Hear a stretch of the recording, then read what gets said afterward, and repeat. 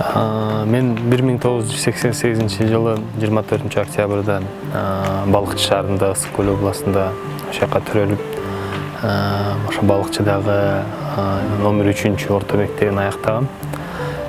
Өзүм болсо түйүм ата тегимдин жери бул Кемин району, Чоң Кемин, Тарсуу деген айылдан болом. Анан эми ар бир адам өзүнүн эркек болгондон кийин туулуп өскөн жерине абдан көп маани берет экен. Анан өзүмдүн окуумду аяктагандан кийин ошо мектепте Бишкек шаарына келип билимге алек болуп, андан тышкары ошол бизнес менен жана башка жумуштар менен алек болуп иштеп келатам. Эми жашоодо абдан көп билим менен, бизнес менен, мамлекеттик кызмат менен бардыгын чогуу алып барганга аракет кылам. Алгачкы өзүмдүн иш жолумду ошол мен 9-класстан баштап эле окуудан кийин ошол жакта грузчик болуп өзүмдүн алгачкы ишимди баштагам. Бул эми мен подработкам десем болот.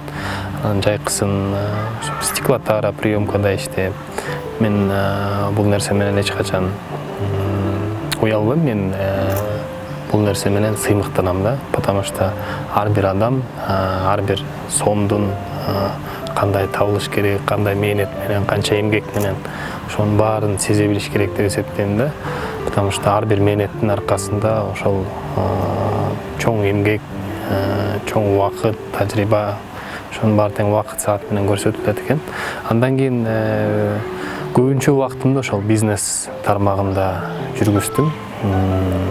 Андан тышкары ошол аэропорт манасында, мамлекеттик айыл чарба министрлигинин астында, агропрод корпорацияда, юридикалык компанияларда, аудиторский компанияда, жогорку кеңеште депутат болуп 6-чакырылышта иштедим. Анан алгачкы, андан кийинки ошол жаңы өзүмдүн тажрыйбаны топтоо жана бизнес менен чоң иш алып барыр бул Мегаком компаниясы болду. Ошон үчүн эми мен ойлойм, ар бир адам күн сайын өзүнө керектүү тажрыйба, анан элине кызмат кылыш керек деп эсептейм. Көбүнчө 2010 жылдан баштап чет өлкөлүк инвесторлор менен көп иш аракет кылып калдым. Ошо Кемин районуна, Чүй областына, Ысык көл областына инвесторлорду тартып, жаңы бир долбоорлорду ишке ашыруу боюнча. Анан ошол инвестициялык долбоорлор абдан чоң масштабдуу проекттер болчу. Анан мен эч качан ошол саясатка аралашып, же бир саясат менен иш алып барам деген оюмда да жок болчу да. Мен өзүмдү ошол келечекте бизнес тармагында, өндүрүш тармагында өзүмдү көргөм да. Бирок жашоо турмуш эми ар кандай болот экен, баардыгы эле ойлогондой болбойт экен да. Анан ошол бизнесте жүргөндө мамлекетте деги эле вообще мамлекеттин саясатында кандай мүчүлүштүктөр бар, мыйзамдарда кандай мүчүлүштүктөр бар, ошол эле система, мамлекеттик система бизнеске кандай тоскоолдуктар жаратып атат, ошолорду жокко чыгаруу мага түрткү болгон да. Эң негизгиси ошол Кыргызстанга келип аткан инвестицияларды мына акча салам деп аткан инвесторлорго шарт түзүп берүү максатында болчу да. Анан ошол мага түрткү болуп, тем более ошол убакта шайлоочулар тараптан дагы биз бир топ долбоорлорду, проекттерди, заводдорду ишке ашырып баштаганбыз. Анан элдер өзлөрү келип, ошол биздин үнүбүздү жогорку кеңештен элге жеткирип, бийликке жеткирип бергиле деп сунуш түшүп калды. Анан албетте ал абдан чоң жоопкерчиликтүү нерсе. Анан бул нерсени үйдөгүлөр менен, ошол айылыбыздагы аксакалдар, райондогу аксакалдар менен кеңешип, анан ушундай чечимге келип, саясат менен аралашканга ушундай жол болуп калды. Ар бир иштин аркасында, ийгиликтин аркасында бир чоң жумуш, чоң күч, аракет жатат да.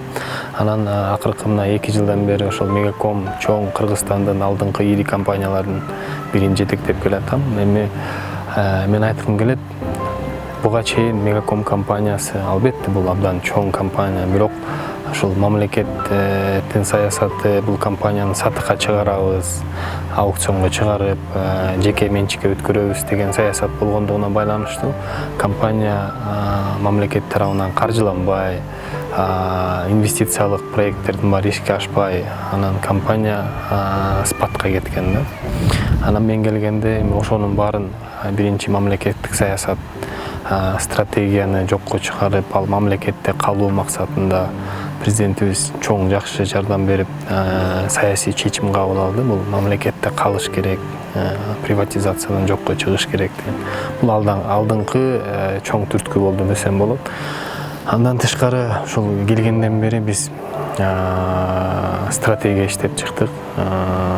Аз убакытка, орто убакытка, анан көп убакытка деп. Анан ошол стратегиябыздын бир топ иштерин ишке ашырсак десем болот.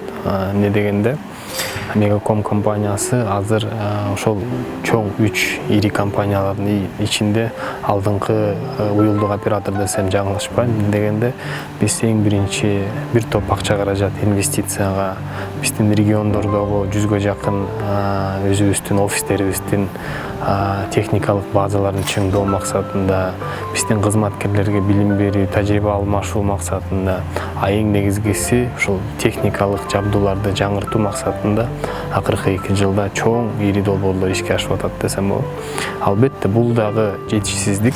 Мен ойлойм, акыркы 1-2 жылдын ичинде Мегаком компаниясы ошол баштаган негизги стратегиялардын аягына чыгарып, эң негизги натыйжалуу акча каражаттарды, киреше булактарын уже бүгүнкү күндөн баштап көрө баштады десем болот. Анан эми Мегаком компаниясы жалгыз эле бул коммерциялык компания болбостон, биз өзүбүздүн стратегиябызда ошо социалдык жоопкерчиликти тең ала жүрөбүз деген өзүбүзгө саясат кабыл алганбыз. Анан мамлекетке, элибизге ошол акча каражат табуудан башка социалдык долбоорлорду ишке ашырууда дагы чоң иш аракеттер жалгыз эле компания тарабынан эмес, ошол ар бир биздин кызматкерибиздин кошкон салымы десем болот. Бизде мындай стереотип болуп калган да, Кыргызстан бул кедей мамлекет, Кыргызстандын саясаты туура эмес, Кыргызстанда төңкөрүлүш боло берет деп, бул эл аралык аренада жекелеп могул СНГ мамлекеттердин арасында мындай төмөнүрөөк рейтинг биздин мамлекетибиздин имиджи ылдыйлап кетти десек эми жаңылышпайбызбы. Баардыгыбызга эле ачык айкын болгон нерсе. Бирок ушундай кыйынчылыкта башка чоң ири мамлекеттердин жанында акча каражатыбыз жок болсо дагы, кыйынчылыктар болсо дагы, ошол кыйынчылыкты чогуу бирге ынтымакта гана жеңерибизди биз дүйнө жүзүнө көрсөтүп атабыз да. Үлгү катары деп айтсам жаңылышпайм. Ошол колунда жок кичинекей бала 10 сомунан бери чогултуп, колунда бар бизнесмен адамдарыбыз, мамлекеттик чоң кызматта иштеген адамдарыбыз баардыгы тең бир муштум болуп, колунан келген жардамын салып, элибиздин, биздин адамдарыбыздын саламаттыгын сактап калалы деген абдан чоң саясат жүрүп атат. Мен ойлойм, бул жалгыз эле Кыргызстандын жашоочумуз, биздин келечек муунга дагы бул абдан чоң үлгү десем болот. Ушул менен артыкчылыгыбыз менен кыргыздар өзүнүн чоң жакшы жетишкендигин көрсөтүп атат. Ыймандыкты, биримдикти жана ынтымакты. Ынтымак менен көрүп атасыздар, канча деген адам өзүнүн үй бүлөсүн карабастан күнү түнү ошол медайым болуп, волонтерлор болуп, жөн эле болсо колунда 5 сом, 10 сом болсо да ошонусун салым кылып кошуп, элибизге чоң бир түрткү берип атат, руханий бир байлык берип атат. Мен ойлойм, бул дагы болсо биздин келечек муунубузга, биздин мамлекетибиздин түптөлүшүнө, бекемдешине, экономикабыздын, жалпы эле биздин мамлекетибиздин дүйнө жүзүндөгү бир ордун табууга абдан чоң себеп болот деп эсептейм. Мен абдан жаман көрөм үйдө жатып эс алганда. Бул мен ойлойм, адам ар нерсе менен алек болуш керек, өзүнүн билимин жогорулатууга, же бирөөнө өзүнүн тажрыйбасын бөлүшүүгө. Мен жеке оюмча, ар бир адам бир нерсе менен алек болуп, убактысын өткөрүп, ар бир минутаны, ар бир убакытты текке кетирбестен бир убактысын өткөрсө болот да. Үй бүлөмө мен убакыт бөлгөнгө аракет кылам, ошол балдарымдын билимине, ыйманга, анан келечекте ошол эл үчүн кызмат кылып, мээримдүүлүккө тартууга. ата-энем менен, бир туугандарым менен, досторум менен убакыт өткөргөнгө. Эми бардыгына убакыт тапканга болот. Ошол ар бир адам өзүнүн убактысын үнөмдөп, жумушка дагы, эс алууга дагы, үй бүлөсүнө дагы, досторуна дагы, кыргыз болгондон кийин тууган, жора жолдош деген болот. Ошонун баарына тең убакыт таап, баарынын көңүлүн алып, бул жашоодо баардыгыбыз тең убактылуу экенибизди көрүп атабыз. Акыркы мына пандемия учурунда адамдын психологиясы, адамдын жашоого ан сезими, көз карашы абдан башка нукка бурулду десем жаңылышпайм да.